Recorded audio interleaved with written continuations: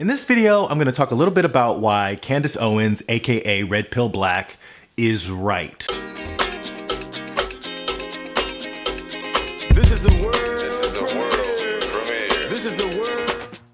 So, hey y'all, welcome to some more food for thought with me, Reg. So to start out, I'm sitting here enjoying this delicious greens 2 from Pressed Juicery. And I discovered them. They're this little juice bar that's like stuck at the kind of at the base of the World Trade Center, not exactly at the base of the World Trade Center, you know, the Freedom Tower, whatever they're calling it these days.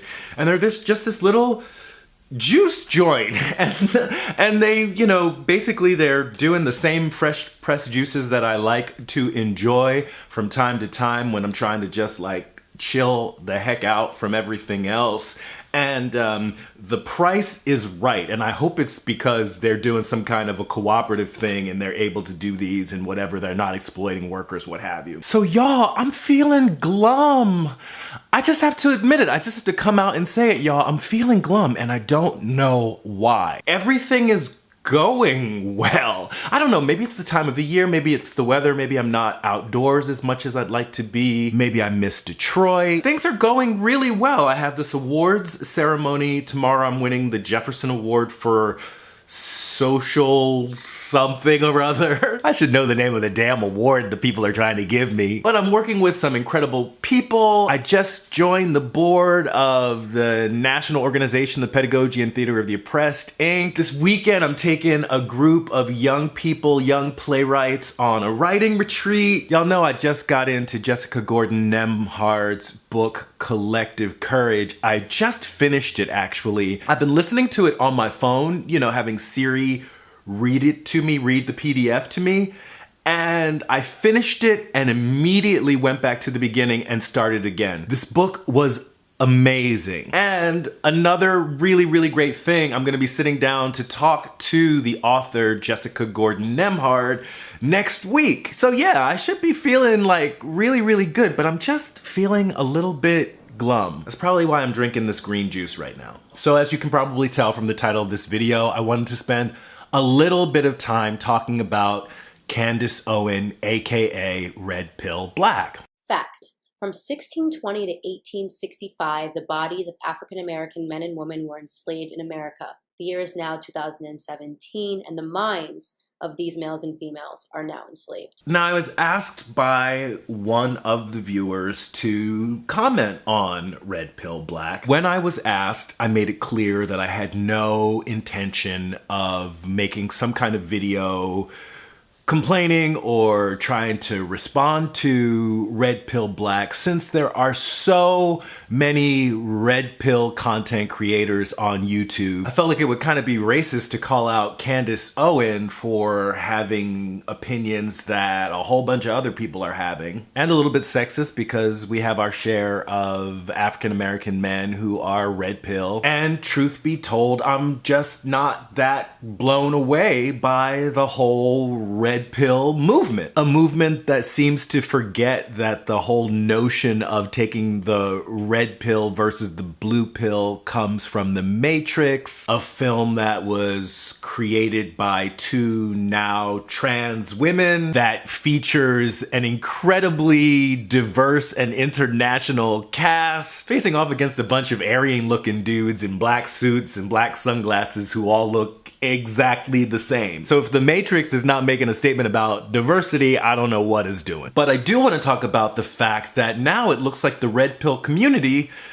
is coming after Candace Owens, aka Red Pill Black, created a website called Social Autopsy, which was basically a doxing website. It was a place where if someone used defamatory language or just said something that annoyed you, you could take a screenshot of whatever it was that they said and posted to this website with their name, their address, their workplace, their school. It was kind of a hot mess. I don't think you can say that creating a doxing website is necessarily unconstitutional. If she's simply creating a place where people can go on and post information about people based on their feelings, I don't know that that's necessarily even illegal. Of course, how can you verify that this isn't just someone using the website to bully someone else or for some other nefarious purposes? The thing that I find most offensive, however, isn't that people were upset with Candace Owens for this social autopsy website. It seemed to me that what was upsetting people wasn't the fact that this website had been created, but that Candace Owens wasn't really red pill. In fact, the existence of the website was simply being used as evidence that Candace wasn't really red pill. So why was Candace Owens right? At some point, Candace Owens made a decision that the way that they were living their life and their liberal identity wasn't rewarding enough. Candace comes from a financial background, and at some point, Candace decided that they wanted to monetize something about their identity, and it wasn't working to monetize a liberal persona. So Candace literally made a shift to the right. Candace became right in order to make themselves a more saleable commodity on the internet. And this is something that I've talked about happening in past videos, and it's something that doesn't surprise me at all. This is one of the reasons why I didn't think it was necessary to even have a conversation about Candace Owens as someone who was presenting themselves as part of the conservative right, or even an anti-SJW, or anti-Black Lives Matter. These opinions are part of personas that are just put on for show on YouTube, where, let's face it, the bar for discourse is pretty darn low. Other than a handful of very small channels where I feel people are really trying to engage in discussions in a really meaningful way, the channels that we see celebrated are the ones that are, for the most part, engaging in gossip and pretty cookie cutter formats. It's a little like reverse Mad Libs. Instead of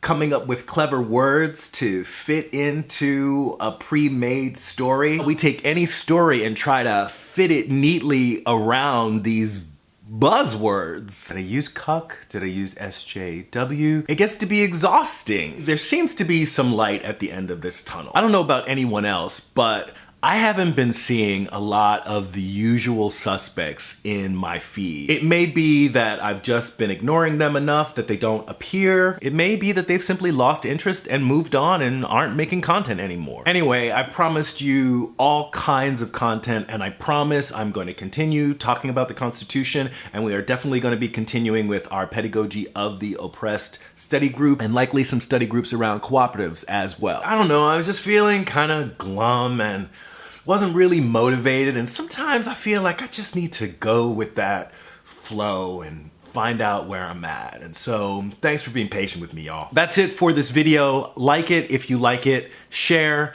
comment, subscribe. This is Reg signing off. Love yourselves.